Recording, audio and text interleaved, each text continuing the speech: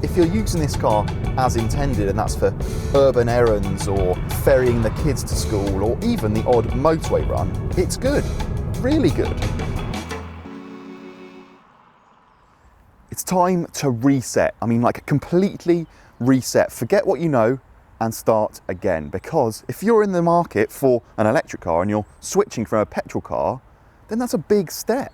So now might be the time to turn your back on the legacy car makers that you mindlessly wander into a showroom to buy your new small car or SUV and take a look at what's out there, because the results might surprise you. This is the BYD Dolphin. Silly name aside, this is unequivocally one of the best new cars to wash up on our shores in recent years. And that is the one and only ocean pun in this entire video, I promise. In its most basic guise, the Dolphin is the cheapest new electric car that money can buy. But work your way up the range and for 30 grand, give or take, you get a 265 mile, tech-filled, small family car with room for four and a whopping great rotating touchscreen. This is value for money personified. And that means a lot to us here at Carbuyer. Look, decent quality here, and okay, these flipper shaped door handles, they might not be to all tastes, and nor will this colour scheme, but that's all subjective, so no black marks just yet. You get a small screen behind the steering wheel, which is exactly the same as the one you get in the Atto 3. That's BYD's slightly bigger SUV. It's exactly the same, so you get all of the same information, and like in that car, well, there's just a bit too much going on. There's too much information there. It's all a bit busy. Okay, the key information like speed and range, that's all pretty obvious, so well, not the end of the world. Over here though, as I said, a rotating touchscreen. A little bit of a gimmick perhaps, but it all works really well. And once you find your chosen rotation, I like it, landscape, you realise that actually it's running a pretty grunty processor. It's all really quick, it's all really responsive. Some of the menus are perhaps not as logical as you might like them to be, but yeah, it's all in there. You get Apple CarPlay, you get Android Auto, so the tech offering is pretty strong. Elsewhere, what have we got? We've got lots of nice little storage spots. You've got a big bin under here. You can fit your road trip snacks in there. I don't know, odds and ends. You've got wireless charging up here. That's good, nicely located. Does mean that this spot's a little bit redundant. I'm not sure what you'd use that for. Maybe the passenger can use it to store their phone, but otherwise that's a little bit pointless. But yeah, cubbies under here, 2 cup holders and some door bins. This row of buttons down here, this is a bit of an area of complaint for me. You've got some useful functions. You've got the front demister, the fan and the regenerative braking and things like that, the drive modes. It's fine for the gear lever, that works quite nicely, but then these buttons you expect to click, but actually even the hazard lights, you kind of have to rock it, and that just doesn't seem as easy to use as it should be. Okay, I've only been in this car for a few days, maybe after a few months it'd be nice and easy, but yeah, on first impressions, not ideal. Now, we mentioned earlier that the BYD Dolphin is the cheapest electric car on sale bar none. Half true. It will be from early 2024 when entry-level models arrive in the UK with a 45 kWh battery and a strong 211 mile range. And yet we reckon for most people it's the bigger 60 kWh battery and the mid-range trim level that'll be the sweet spot. These cars, badged comfort, or in our case, design, will officially do 265 miles on a charge. They can charge from 30 to 80% in less than half an hour, and according to our figures, can return frankly astounding efficiency of up to 5 miles per kilowatt hour. That's good in anyone's book. So what's the car like to drive? Well, very early models, some of the ones we tried in Spain and the early ones in the UK, came on, and I'm not joking, Linglong Comfort Master tyres, but since then the company has done a deal with Hankook, which means that all UK and European models get this uprated rubber, and the difference is tangible. You're not constantly scrabbling for grip on wet roundabouts or fighting the steering. It just makes the car feel much more mature. And that's the thing, this is not a car that feels like it's been put together in a hurry. It's quiet, it's composed, the steering is pretty light, there's not loads of feedback for kind of more enthusiast drivers, but if you're using this car as intended, and that's for urban errands or I don't know, ferrying the kids to school or even the odd motorway run, it's good, really good. The motor picks up well, and that's the thing with these EVs. If you're coming from a small petrol engine or even a turbocharged one, it feels fast.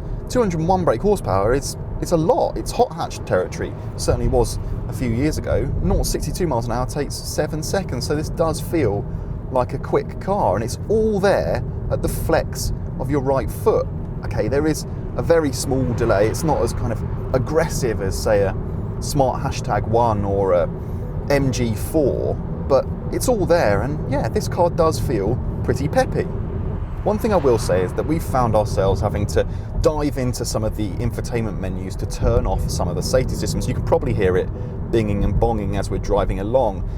Its setup is just a bit too intrusive. It likes to keep you in its lane and tell you when you're speeding, and not that that happens very often, or tell you that you're too close to the car in front, that kind of thing. It's all a bit too, well, nannying.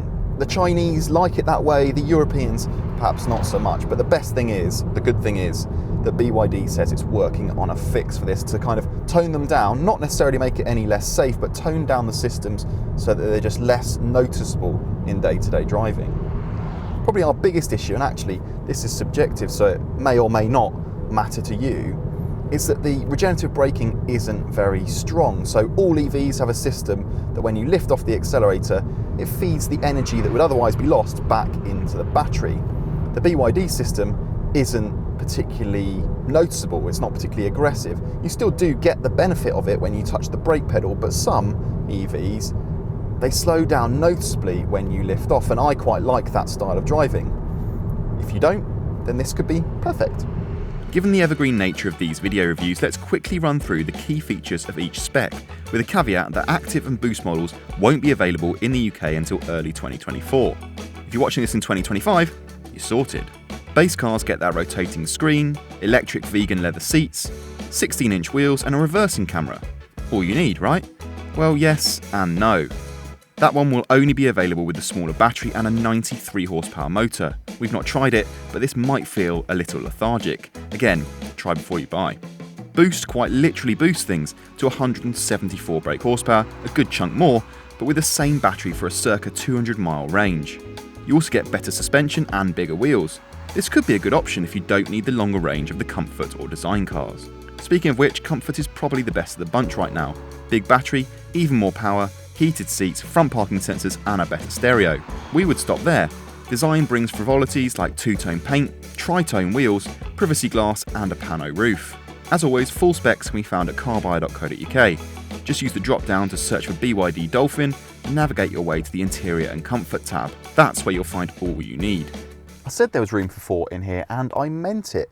You know, I'm just over 6 foot tall, and even with the top spec car's panoramic roof, the way the roof kind of bubbles at the back here means that I've got enough headroom and I've got decent knee room as well. And because this car is based on an electric platform from the off, and the wheels are stretched right out into the corners, you don't have any of the gubbins and the bits and bobs that a petrol or diesel car, something like a Peugeot 208 or a Vauxhall Corsa has, and there's a completely flat floor. So I've got loads of space for my feet, and do you know what? I reckon I would be happy enough even in this middle seat if I needed to be.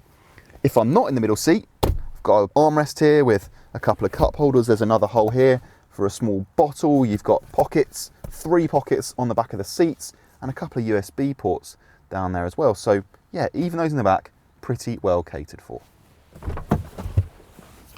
Now you might quite rightly ask whether the trade-off for all that space in the cabin is a slightly smaller boot, and actually the answer is not really. You get 345 litres here, so that is a bit down on something like a Volkswagen ID3, 385 litres there. It's also a bit down on the MG4, but both of those cars sit in the class above. Compared to super mini rivals, I'm thinking Clio's, Corsas, that 208 that I just mentioned, this is a bigger space. And actually there is some space under the floor as well. That's where you put the charging cables. These seats fold nice and flat with those 2 levers, so you've got a nice usable space there as well. There's no frunk or fruit front boot, so as I said, you will have to store your charging cables under there, but yeah, overall, not too bad. Right, how about some deal makers and deal breakers? We put this in our web review, but don't write off the Dolphin just because it's cheap. It's an extraordinarily talented small car. The bargains are yet to come, but a mid-spec Comfort at just over 30k is incredible value for money. And yet every version gets a rotating screen, vegan leather seats and alloy wheels. Step up as you see fit, but even the basic model doesn't feel cheap. We've seen really strong efficiency and therefore decent range from our Dolphin. This isn't a car that needs to be confined to the city streets. As we said though, you'll need to wait a little bit longer for the full range to become available. We'd never recommend spending more than you have to, so pick the model that's right for you. It'll be worth the wait. And while a fix is in the works, the nannying safety systems are just too sensitive right now. At least you can turn off those you don't like, at your own risk, of course. It really is quite extraordinary how a car from a maker that you have never heard of, albeit one that sells millions of cars in its home market already, can represent such a compelling package and yet undercut its rivals so drastically. This thing is thousands less than an electric Corsa. So sit, take notice, because this is not a cheap car, it's a good value car, and there's a difference. If you like this video, then why not watch our review of the MG4 or our electric cars playlist. Thanks for watching.